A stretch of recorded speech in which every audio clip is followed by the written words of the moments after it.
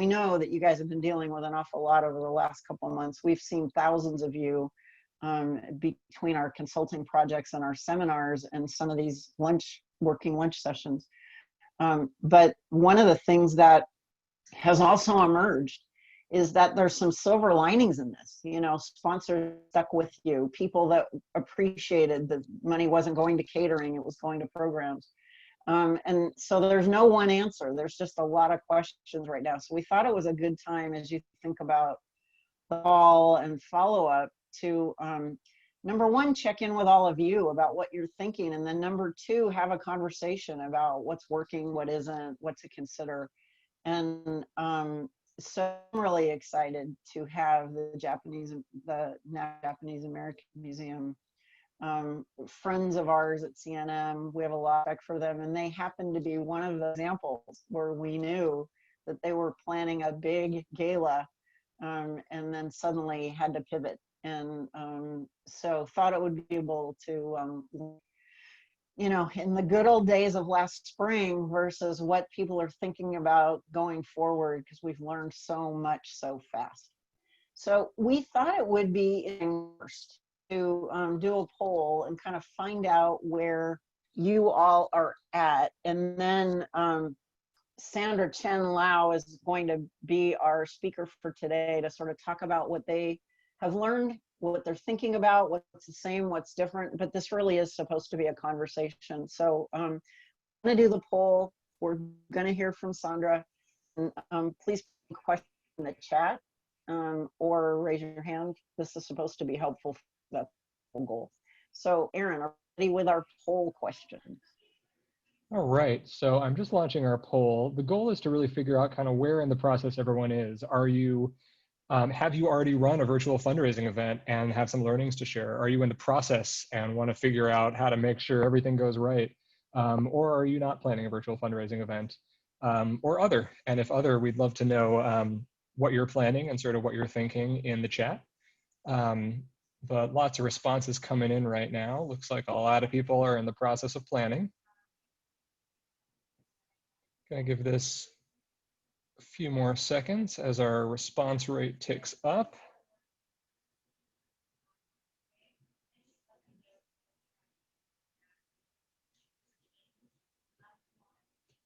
All right, we've got about 75% completion here. So let's share these results.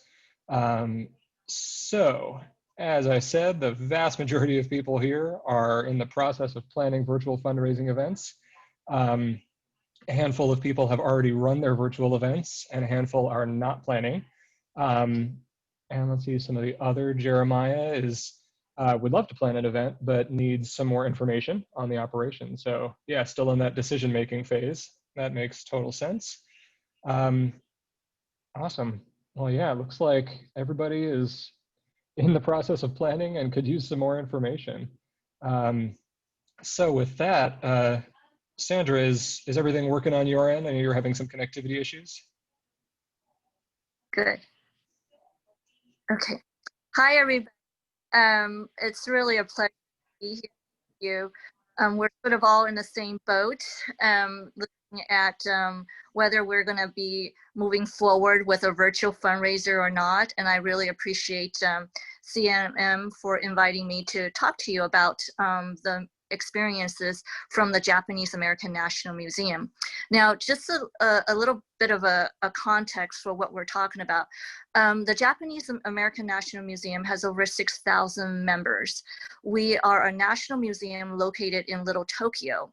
And for the past 20 years, we've had an annual gala and auction that has over 1,000 people in attendance.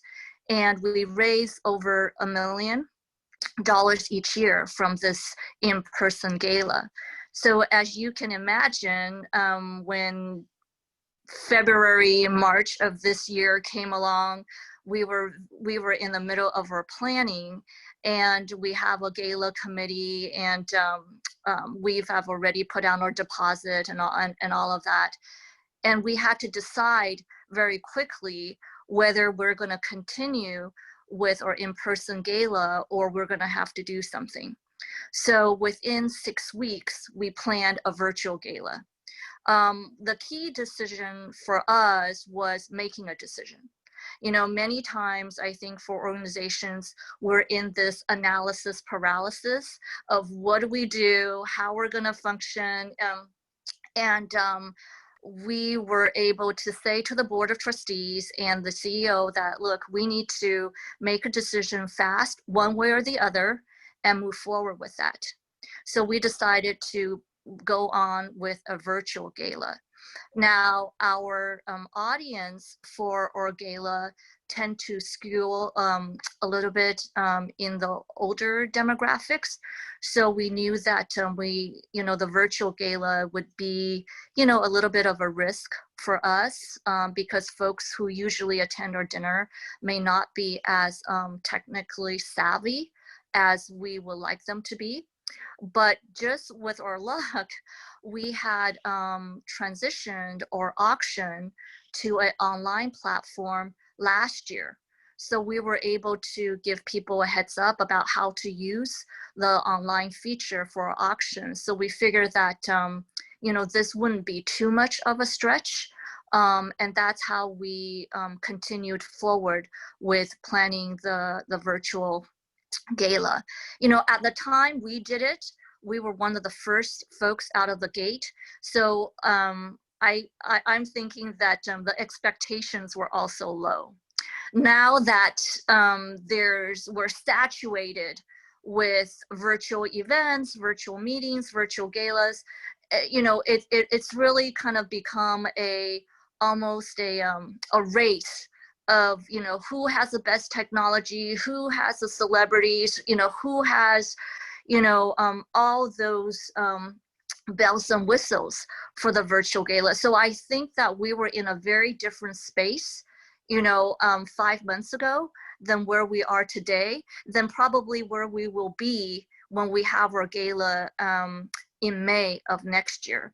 So as you think about planning your gala, it's really important, I think, for us to know who our audience is, and what they're willing to accept as the event. And I was just talking to Regina before this, is that even pre-COVID, we were a little bit suspect of where gala events are going. We know that the costs, the hard and soft costs together, usually for some organizations you break even.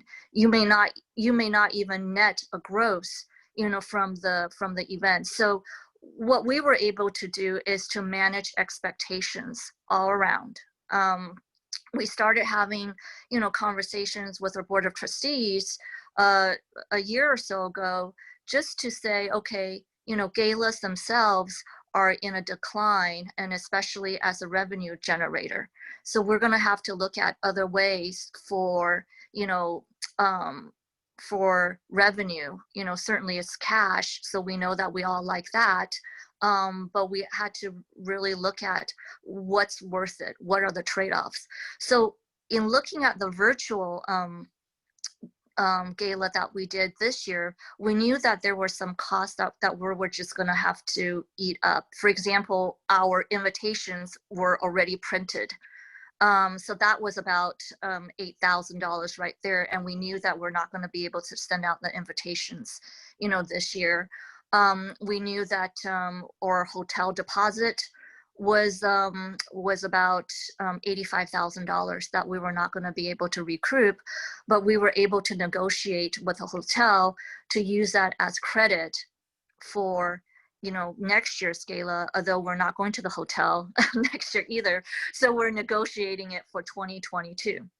So, those are some of the operational, when you look at your expense and revenues, what you're willing to give up, for this virtual gala. And when we costed out for our gala, for the one that we have completed, we realized that we had much less labor costs, right? We didn't have a lot of the meal costs because there's no, you don't have to feed 1,000 people. So where we were able to have those trade-offs was to spend, a little bit more money on technology, on production. And so we were able to still, with with last year's gala and this year's gala, our net growth was still comparable, and that was because we were able to offset that with less soft cost. One of the things I do want to bring up is sponsorships. We were very lucky that many of our sponsors decided to continue to stay with us, even though we pivoted to virtual. Now, I know that this is being recorded, but I would like to say maybe they had no choice. I think it would be, kind of, it wouldn't be kosher for them to say, oh yeah, we like to, have our money back. But I do think that going into this year, going into next year, we are going to have some challenges, I think, securing sponsorships, because companies are also in a different space than they were 5 months ago. We have one airline that just completely said, okay, we can't do it. We're not going to be able to do much, for the next few years. But I do think that it's important to have those candid discussions with your sponsors up front. It was very important for us to keep our sponsors in the loop as to what our decisions were, and so that they had an opportunity to, give us feedback as we went along.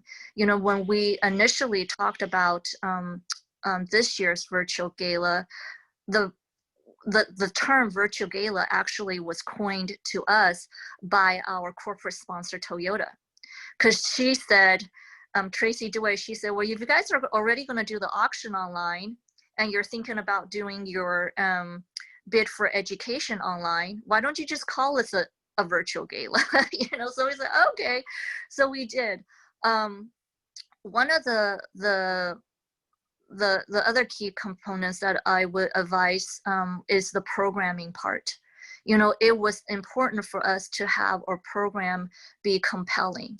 What we found, and I'll share some of the statistics with you, is that we had 45 minutes of programming for our gala. We had and this was, certainly in April of this year. So we were still trying to have the same sort of gala format where you have, speakers and all that.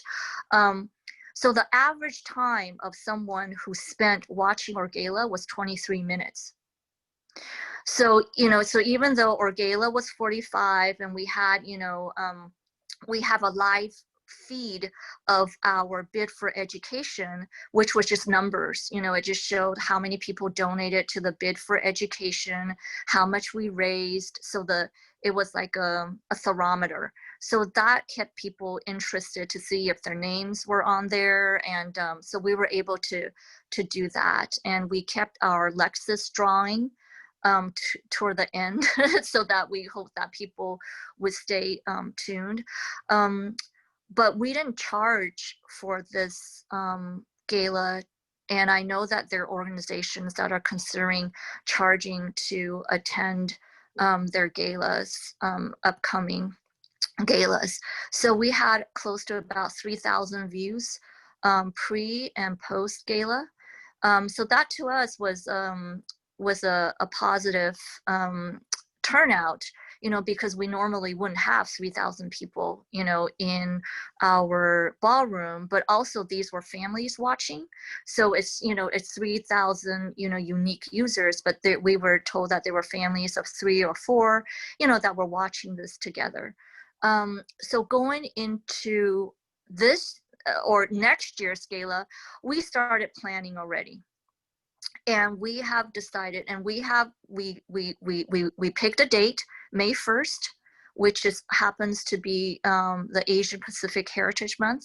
So we're coming out early, so everybody knows that the Janum Gala is going to be on May 1st.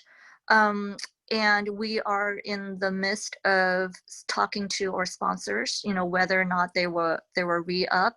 And I can tell you that we are probably going to have to look for some new sponsors. At the same time, we are also putting a lot of thought into programming.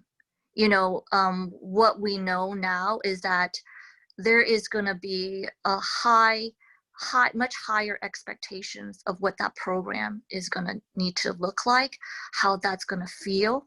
We are a national organization, so we would want to engage folks from all over the country. So that's going to be what we're going to be looking for. We're also going to be looking at technology.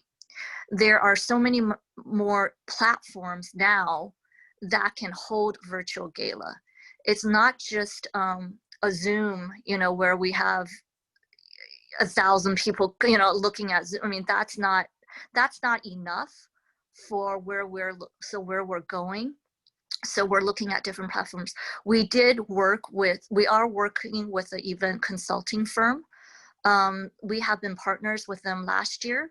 They worked with us on our auction, and we're working with them, on our auction again, but also to look at some of the branding and marketing of our gala.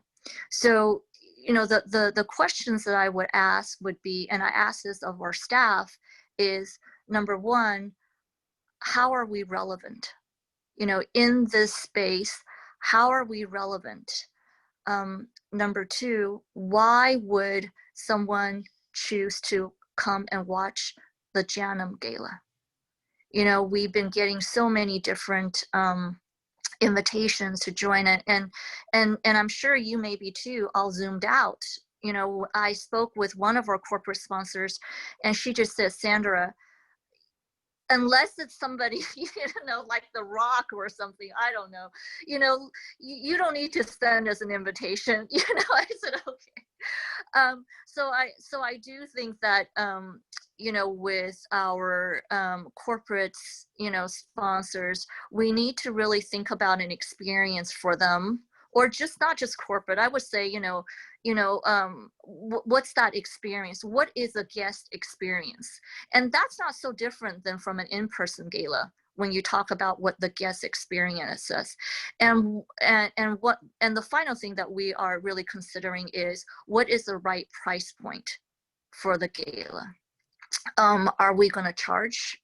Are we going to, and we're moving toward charging for our gala, just because we have a finance committee that is looking at revenue. And that is a reality. Unfortunately, we would love to do this, for free. But we have to be honest with ourselves, of what this really is. And this really is a fundraiser. We're not, and I think that was the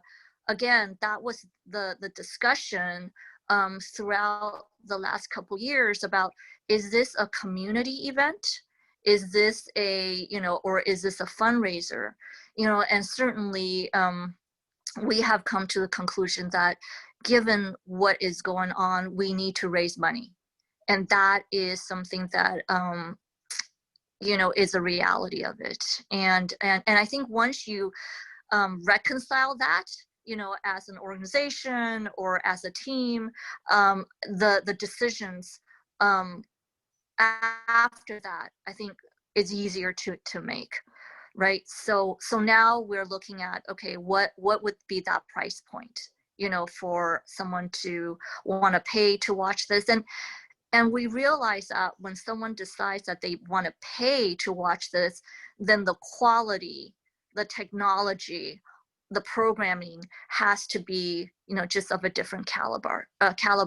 And we are fortunate that we have our own media arts center that would do our production, but they are also having to up their game, of what they produce. And it just so happens, I want to plug our media arts team, that they won a daytime Emmy for their documentary on the Masters of Design. So great for the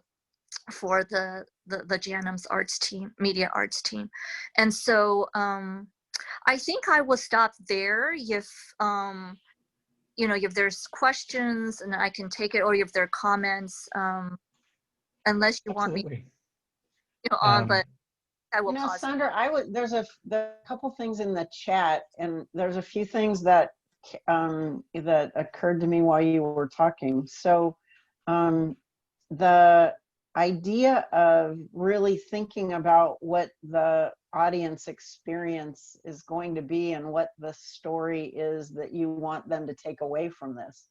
Now, I've been hearing from some organizations that they've had to kind of rethink everything, you know, and there was a children's group that I was talking to last week, and they used breakout rooms and had each the way that we would have had tables, you know, Yeah. sell a table.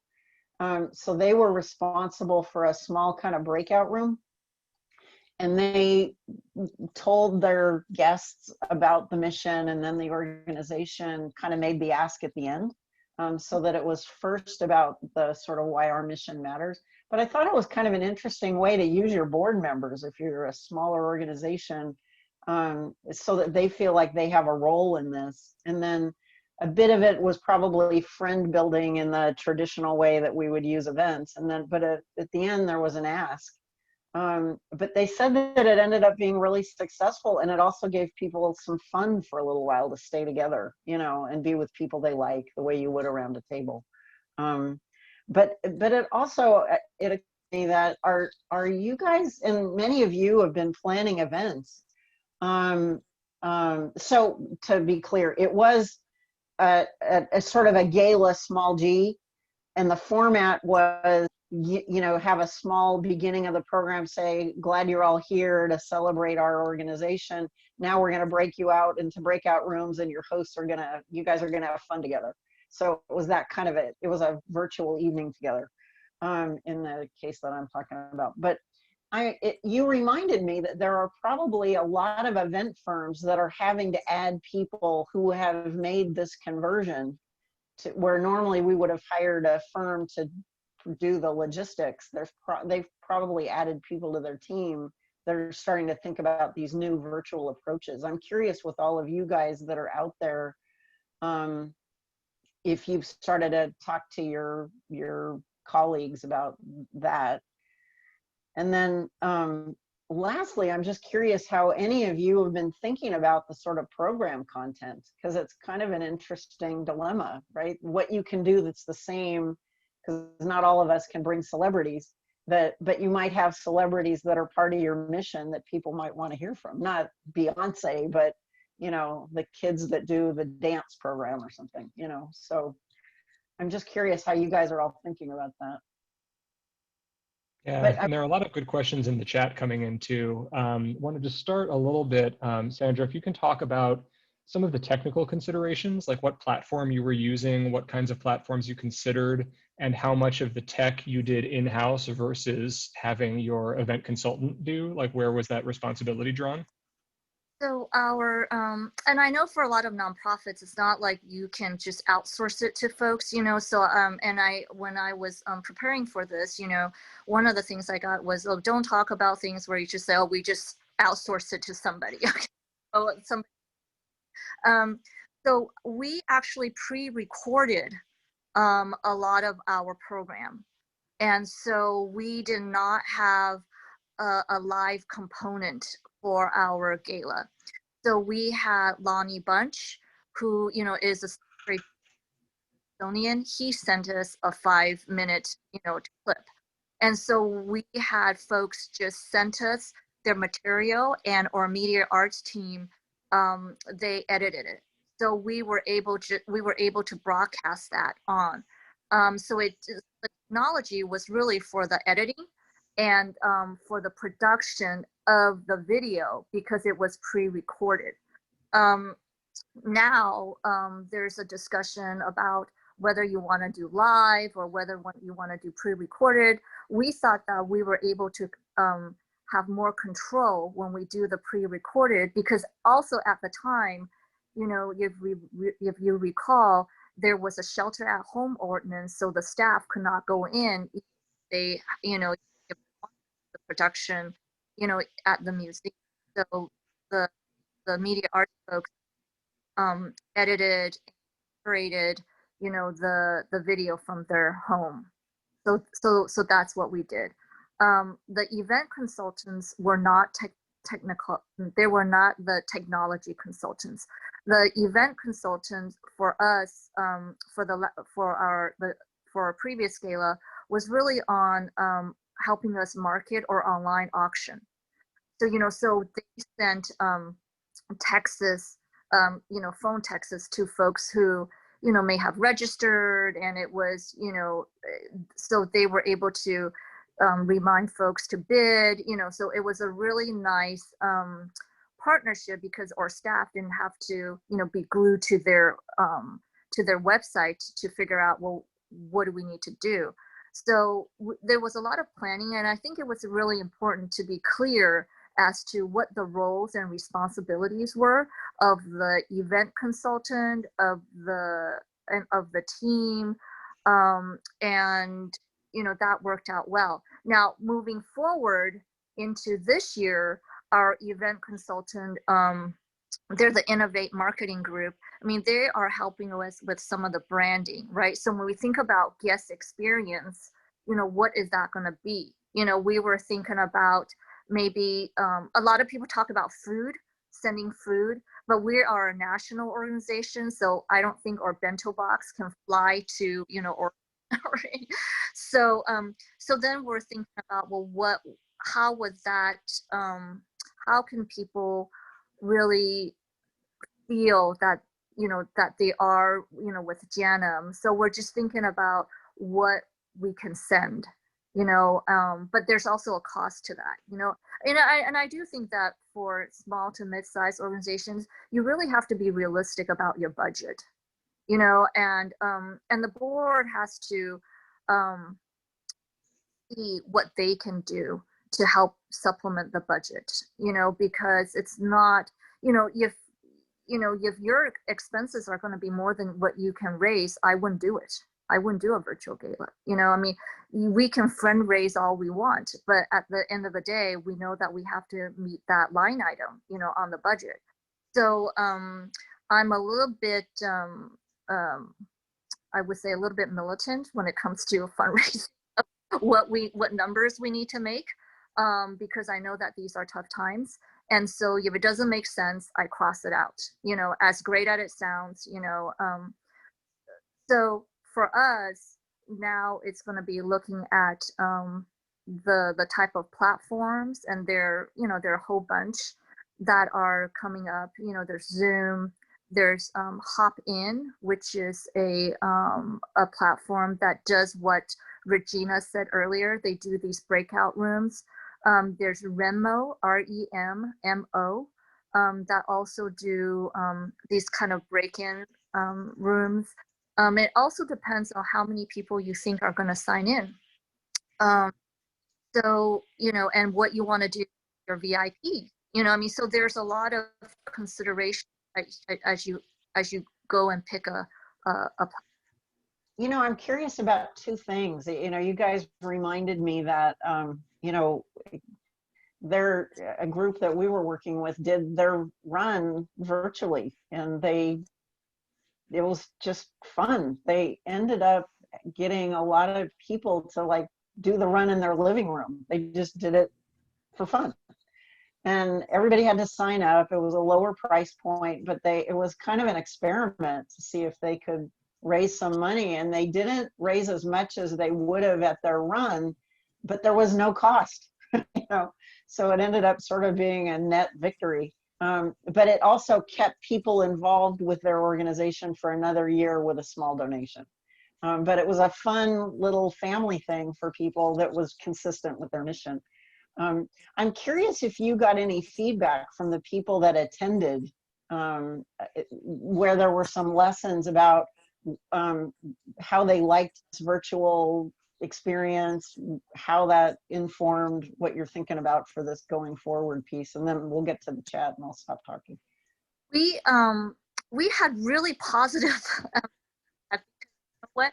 the feedback that we got, that people felt like they were able to pay attention to the program without being distracted having to network, right? So they fully heard Lonnie. They loved Brad and George Takei's cheers. So they felt like they didn't have distractions, you know, where at a normal gala, you know, you're paying attention to so many things. And you know, we didn't have entertainment for this gala except toward the very end when all the staff played the ukulele, where people, you know, thought that was really fun because they you know, it also depends on the subject matter, right? So, you know, we wanted to insert a little bit of fun. But I just want to say, because of expectations, people didn't know what to expect. I think they loved it because it was just different, you know. Now, if we played the same thing that we did, you know, this year, next year, I don't know if we would get the same positive reaction that we did, you know, last year. I think people were just very, very supportive that we went forward. I think they would have been disappointed if we would have canceled it, or if we, you know, so the fact that we continued inspired our donors and our supporters to give, because they say, if you guys are not giving up, then we're not giving up on you guys, right? So I think that was a real testament to, again, the decision making, right? You just gotta make that decision and move forward with it. And I do think that your loyal supporters will appreciate that. There's a lot of good questions coming up in the chat that are pulling on some themes that I was thinking about when you were talking about how, like, a traditional gala was a very clear unit of what people would expect. And now the lines are really getting blurred between, you know, what's a virtual gala, what's a virtual online fundraising live stream, what's a peer-to-peer campaign. And a lot of it seems to have to do with kind of the relationship between how you as the organization make money and what kind of content you're putting up. And so I thought it was really interesting that initially in your fundraiser this year, you didn't charge for access, and it was an online auction and there was content, which made it feel more like a live stream almost, where you're, you know, you're not charging for the front door. It's more of a show that you're putting on that people can join, and there's ways of making money from that. And then switching next year to more of like a ticket entry fee and less of a live stream. So another question I had was just, you know, learnings from last year, things that you're doing different next year, which, you know, speaks to the everyone who's doing it now. What do you wish you had known before you had done it? So I don't know, that was a lot of questions all in one, but kind of curious about the decision to start charging versus leaning into more of like a live stream kind of event. Right.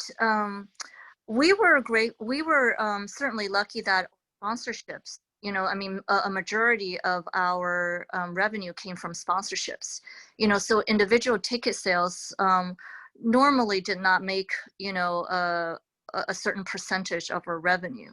But because we know that sponsorships are going to be declining, we needed to offset that with, you know, individual participation. And one of my pet peeves, and I don't mean to offend, you know, folks who do this, is they will say suggested donation, right? They wouldn't give people, like, you know, they will say, give what you want, give what you wish, or, you know, and sometimes what we've seen in some of the research is that when you ask somebody to give you $25, they will give you $25 and more. But when you ask for suggested donation or give what you want, they really give less, you know, and sometimes they don't give anything. So we scrapped that option, you know, off the table, and we said, okay, even if we were to ask people to give us $100 or, you know, $100 or $300, you know, they know that they are getting something of quality from us, you know, and we want to be very upfront with them that this is a way for us to be raising money, and these are challenging times for the museum. And so we're not sugarcoating that, you know, we're doing well and that we need, you know, that we, that this is going to support programs, This is supporting the sustainability of the museum. And so I think you got to make the case of how, what a serious moment this is in your organization's, you know, trajectory, and how this $100 really isn't $100 to support, you know, the gala, but it is to support the museum. So that's, you know, a big part of this is how you communicate and articulate the urgency and the need, you know. And so so that's why I think for us, there was a lot of community building that came out of this, because the museum was built by the community, and they're coming together again, you know, to support the museum, you know, during these times of disruption. One more question for you, and then I definitely want to hear some of the people in the chat mention that they've run successful events, and I'd love to hear more about those experiences. But you had mentioned doing a Lexus drawing at your event, and somebody asked about the legality of doing online drawings and raffles. So kind of curious if you can speak to that. Yes, so we call those opportunity drawings, and the tickets were sold prior to the event. So we don't do the raffle, you know, at the event. So we checked with our legal counsel, and it is legal to do opportunity drawing. That's why we use the language called raffle. If I did, I take that back. I hope our legal counsel isn't watching. So so we call it opportunity drawings. And you know, Toyota has been a partner with us, you know, since the very get-go. So we were able to continue this with Toyota this year, and probably next, you know. So it's not something that we get the vehicle donated to us. So it's not like one of those incidences where we go buy a vehicle and then, you know, and then we raffle it off, or people raffle it off. So, you know, we feel good with that part of the gala. Gotcha. And thanks to everybody who's sharing all their different platforms in the chat. This is really great to build a list of these. I had made note, let's see, Genevieve from the Westside Food Bank, you had mentioned that you had done a peer-to-peer kind of campout event that I would love to hear more about, if you don't mind, and if you're able to hop off mute and tell us about it, not to put you on the spot too much. No, that's totally fine. Yeah, this was something that that kind of sprung up spontaneously. It was the idea of one of our donors to do a backyard campout, and it came out of the Boy Scouts, or actually the Scouts. They're just the Scouts now, and they weren't able to do their normal camping trip, and they wanted to do something, and they wanted to do community service, and so they thought, well, why don't we ask our Scouts to camp in the backyard and support the food bank? And so, so they called, and they were just kind of going to do their own thing. But I thought, wow, this is such a great idea. We really need to get behind them and support them. And so I said, well, I have this peer-to-peer platform. We use Classy for our Hunger Walk. We could use that same platform and design a whole website around this backyard campout. And so we created a really nice looking website, and essentially established, you know, a sliding scale of donation levels. So we had like $25 was like pup tent, on up to like $1,000 was full on glamping. And it was all virtual. It was kind of tongue in cheek. They didn't actually, someone asked me a question about what did they get for those registrations. They didn't get anything. It was just the opportunity to participate, to create their own fundraising page, so they could do teams, or they could have individual pages. And we got a lot of engagements because the Scouts got behind it, and they actually got Bear Grylls to record a video, which really helped, got us on ABC News.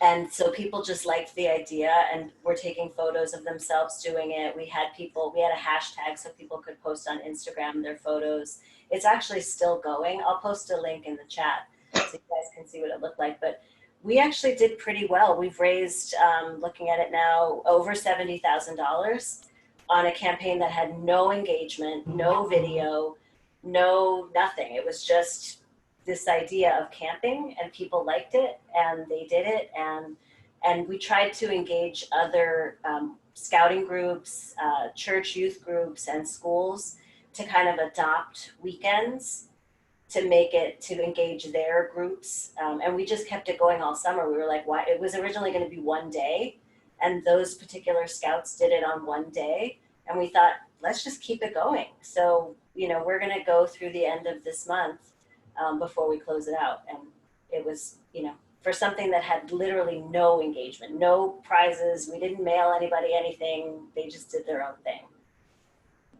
Awesome. I was struck by, somebody was telling me yesterday that they did a family movie night, because I can't remember what prompted that for them.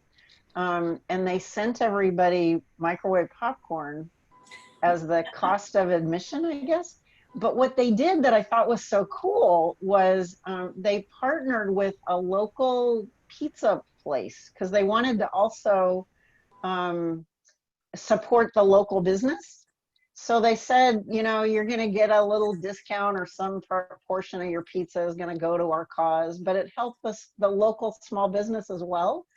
And I was just so inspired by all the ideas that are popping up, like you were saying, Genevieve, and like you were saying, Sandra. It's like, who knows where this can go? It might just be really a win-win. And it was a positive thing. It was it's sort of what we started to talk about, the idea that we've been hearing from a lot of organizations, which is we don't want to sound tone deaf to the crisis out there, but we also want our mission to continue. And how do we balance that?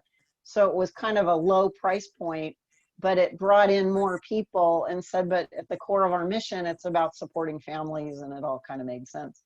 So, and then to promote this pizza place, because it was a local thing people knew about or something. So I just like the creativity of it. It's always inspiring to hear what you guys are up to, Well, that seems like the bottom line with all of these too. You don't need to put on the big hotel dinner gala anymore. Like, the things that are doing well are creatively responding and figuring out what's going to resonate with your audience. Also, thanks for sharing, Genevieve. That website is really cool. And I love how that just sort of started with one day, and then you just kind of rode the wave and didn't just close it down because it was still going. Also curious, Christine Lee, you mentioned early on that you had pivoted to a virtual event. If you want to unmute and share your story there, we'd love to hear a little bit about that as well. Because you had mentioned that some of the silver lining, you can reach people that you wouldn't otherwise reach. So in addition to lower overhead.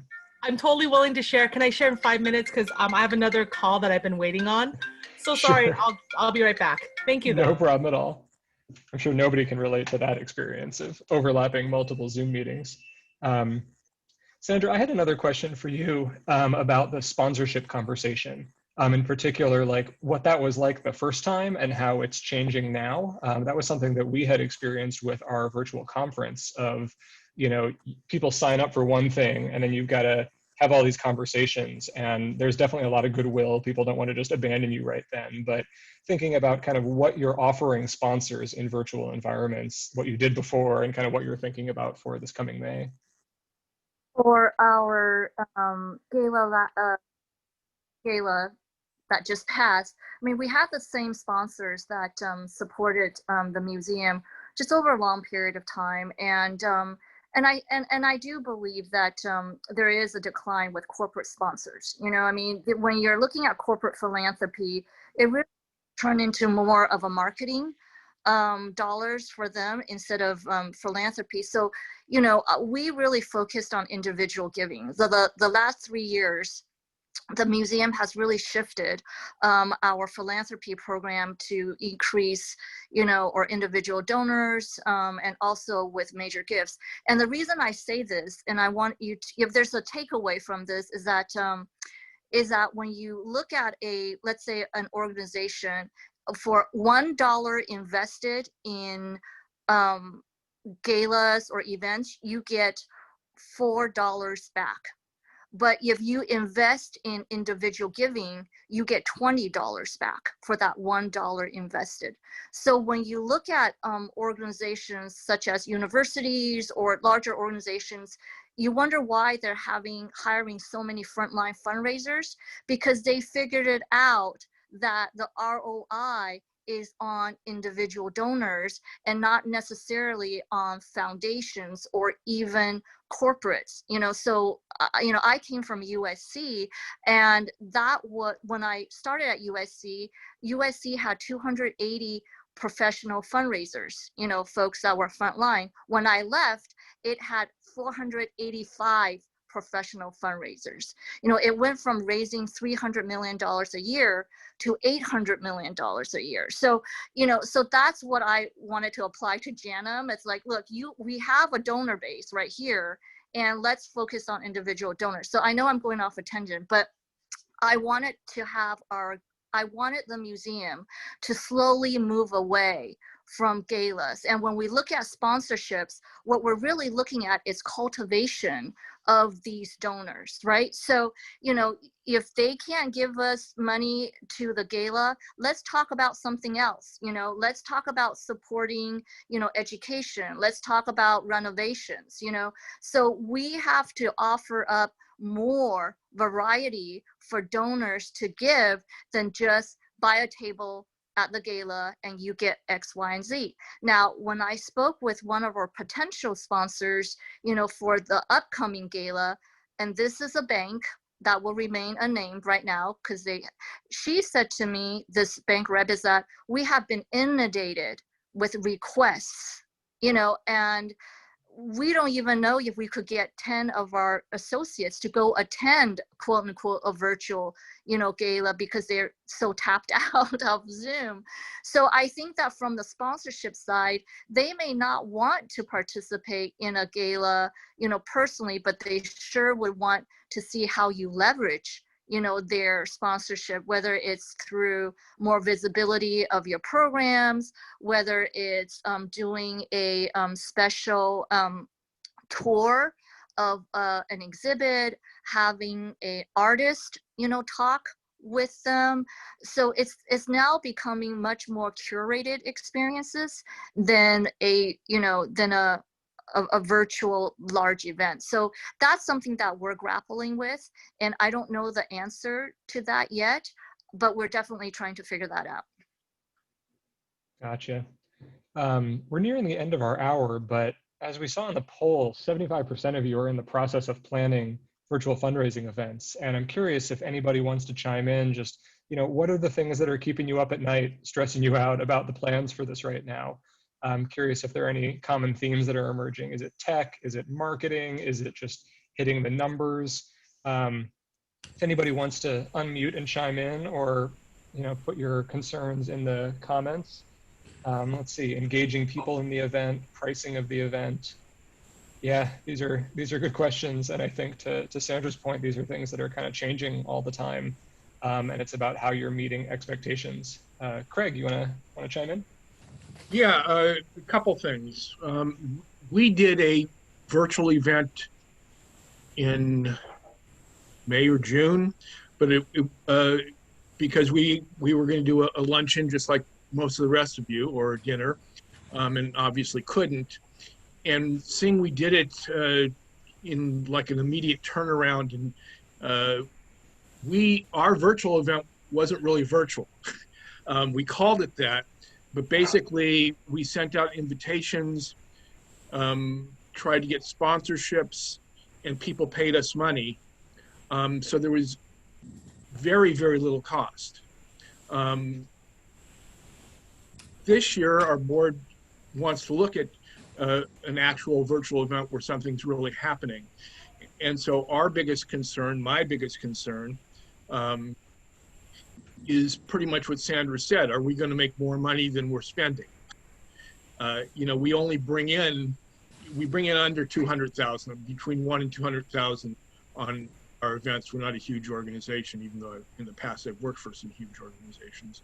So, I'm just looking at how much it's going to cost, looking at a couple of different companies, what they will charge and what they will give for what they charge, to present it to a committee of the board to make some decisions over the next few weeks. Are we really going to do this virtual event? I mean, everybody would like to do that at this point.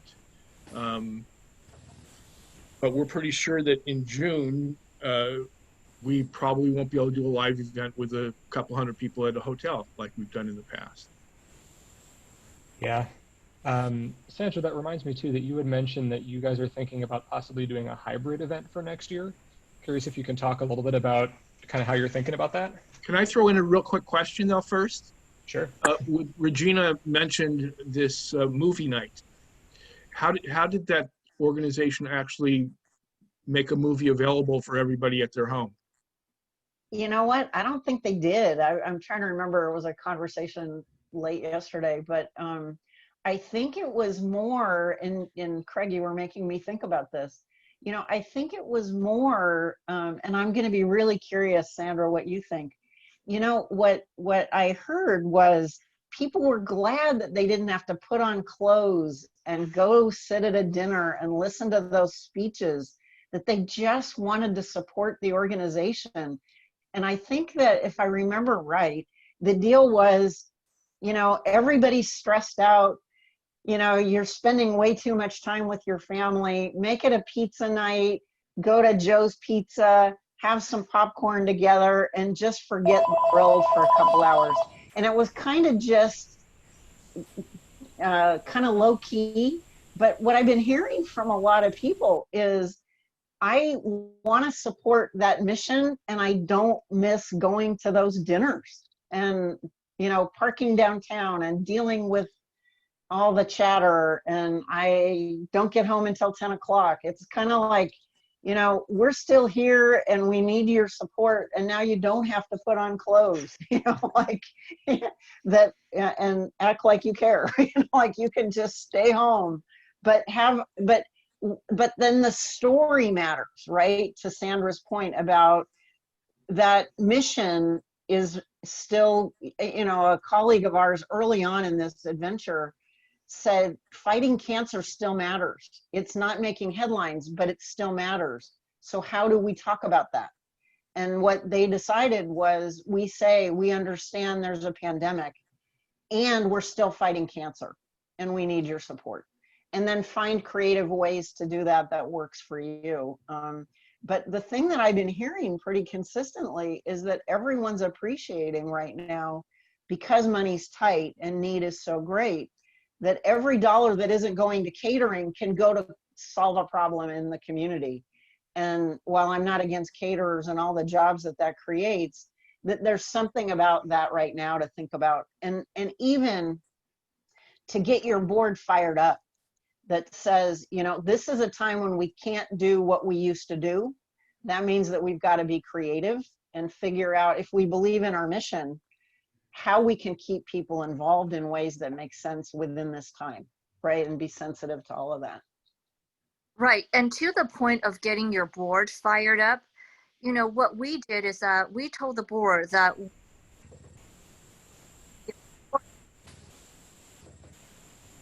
Sorry, you're cutting out there, Sandra. so that when we asked the sponsor to, Sorry, we're losing you. I think the internet's running out. I think it's the perfect tease, because the sentence was getting your board fired up, and then you broke off. Well, Like I the mean, perfect cliffhanger. speaking of the board, I'm board chair for All People's Community Center, and it's just very interesting hearing Sandra talk about sort of the existential nature of to gala or not to gala. And you know, I've been tasked with checking out the virtual galas and stuff, but frankly, I've always been very ambivalent about the hard costs and the soft costs. It's all boils down to, do we get some corporate sponsors or not? You know, Toyota has loyally sponsored us, but of course they moved to Dallas. But, you know, at the end of the day, it's like, I don't really care if people come. Our audience is not the kind of people that respond to the paddle raises. They're just, you know, it's a community center. So if we don't get the big guys to come in, I don't need them to come to the gala. I just need to give them money. You know, you know, you go to them with your mission, and if they like you, and if they look good when they're positioned with you, that's really the thing. So I've been very interested in hearing about this. So Seth, I'm curious, you know, it also is a chance for you to talk about what programs how you've sort of pivoted, right? What you're doing in the community that's different.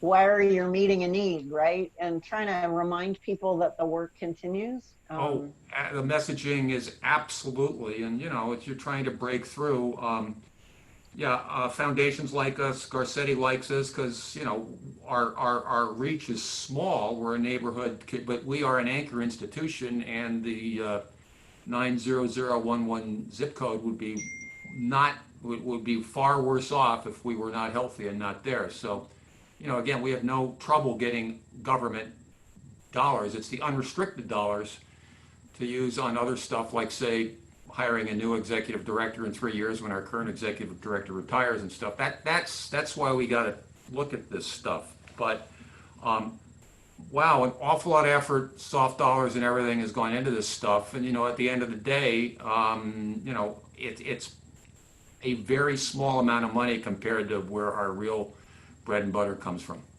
Yeah, and to Sandra's point, I think this is gonna, if you are executive directors and Seth, you represent the board, I think these are hard conversations to have with your board right now about, if you guys aren't raising money, what are you doing on our board? The mission matters, the community we help, the disease we're fighting, whatever it is, the food we're providing. God knows right now there is so much need that has just hit every neighborhood. And if the board doesn't want to fire up to help address that need, then I think the board chair has to have some conversations with those members. But I think it's also, one of the things on the sort of repeat, what I've been telling executive directors is be very clear with your board about what you need and what you don't need right now from them. Because everyone's struggling to try and figure out what to do. And there's, I was on a call this morning from these guys in Seattle, and it's like, between the pandemic and the economic downturn and the uprising, and now we have the fires along the West Coast, people are stressed out, So within all of that, it's going to be important for us to tell our volunteers, to sort through, this is where I could use you, this is where I'd really not like the help right now, and be as clear as you can about that, because they can't read your mind, right? Well, and we're all improvising, right? None of us know.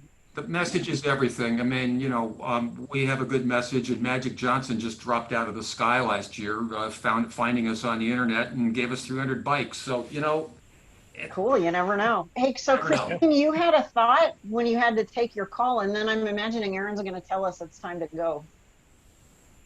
But yeah, I'd love to hear from Christine before we wrap up. Sure. I'm so sorry about that. That's like never happened. I was waiting for a tow truck that was supposed to come after 12:30, and they came early. That never happens, right? But I just wanted to share that, and I dropped in the link. We did our virtual event.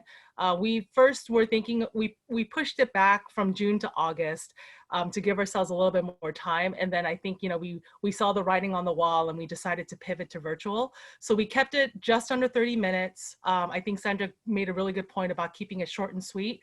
We did a mix of live and pre-recorded. So it was our 30th anniversary. So we took this as an opportunity to do a revamped 10-minute video where we had people like record through Zoom or on their camera phones, like short little interviews about their partnership with us and our impact in the community. So it was corporate sponsors, nonprofits, stakeholders, and then we worked with a videographer to put that all together. But we did also make sure to have certain speakers that were lined up, including some of our founding board members, our current board members, our event organizers. But it was, so we were able to put all of that together. We did have a little bit of a kerfuffle in the middle. So if you look at I don't know if we're able to edit it out from the Facebook Live, but one of our emeritus board chair members who was supposed to do the live ask at the end of the video and to say like, hey, everyone's doing these Facebook fundraisers on behalf of our anniversary, please feel free to chip in if you'd like to contribute to our next 30 years. It was so cute because he was so like nervous beforehand, because we had everyone check in, 15, 20 minutes before we got started to make sure that audio, visual, and everything was set up correctly. And he was so conscientious about making sure that his earpiece and his mic was working. And then he was the only person that was dropped out of Zoom, like 1 minute before he was supposed to be on. So we did have to scramble at the very last minute. So that's kind of the pitfall of doing things live. It does add that element of surprise, but also excitement. And, you know, you have to be able to think very quickly on your feet. So luckily, like, we were texting him frantically, trying to reach his wife and figure out what happened. So luckily we did get him back on, but we did have like those 1 or 2 minutes where, you know, like, what is happening? Like, you know, so just like with anything live, you have to just think of a backup plan. We had everything kind of prepared for, like, down to like the very like minute little things. Like, we had our script just like we do for a in-person event, but we had to, you know, make sure that, like, to build in all the technological stuff in there too. So, you know, we had a couple of staff that were working on just the Zoom, but also a couple of staff that were positioned on our Facebook to make sure that, like, we were acknowledging our supporters as they were coming in, to be like, oh, hey, thank you, Jan, for joining us. Like, oh, so great to have, you know, Supervisor Solisa's staff on, you know, on our Facebook. Like, thank you so much to our sponsors. Thank you so much for these supporters, so that there was that level of Facebook engagement, to keep people, you know, interested, I think, during the 30 minutes. And yeah, it was over very quickly, but I think that it's better to keep it short. And we got feedback saying, like, oh, I wish it was longer. And I think that's better than people saying, oh, it was too long. Like, why did it drag out so much? Or like, I only caught a few minutes because I didn't want to, you know, it was just too boring for me or whatnot. And we made sure that it was during work hours at 3:30 p.m. So after everyone is done with virtual learning for their kids, if they do have that situation at home, but within the work hours, to make sure that, like, our corporate sponsors and people who are joining us on their work time were able to do that. And I know that's not, that doesn't make sense for every nonprofit, but that made sense for us. Thank you so much. Lots of nuggets, I think, for people to think about. Sandra, thank you for prompting all of this. I think there's a lot for all of us to take from this. I wanted to mention a sort of plug for some of you. We do CEO Confidential. It's a chance for executives to talk to each other in a quiet little corner with me. And those are coming up again later this month. So check out our website if that's something that's interesting to you. But just know that we do these lunch and learns exactly so that we can talk about this stuff. Hopefully it was helpful to you. Sandra, thank you. I'm sorry that your audio dropped out, but lots of valuable ideas, and really appreciate your generosity with all of that today. Thank you all for spending lunchtime with us on a Friday. Erin and I always enjoy seeing you guys. It's always a treat for us. So if it's all about us, this was a success. So Erin, anything you want to say, and we'll sign off. Have a good weekend, everybody. Yeah, no, that was it. Thank you all for sharing. Genevieve and Christine, thanks for sharing your experiences too. And yes, Sandra, thank you so much. That was really informative. And I think that there were a lot of great resources shared. We'll be posting the video and some of the links that we shared in the chat on our LinkedIn. You can find it there, as well as on our website, where we've got a link to all of the recorded lunch and learns that we've been doing. So yeah, with that, thank you all. Hope everyone has a happy, safe, and healthy weekend, and hope to see you at the next one of these in 2 weeks.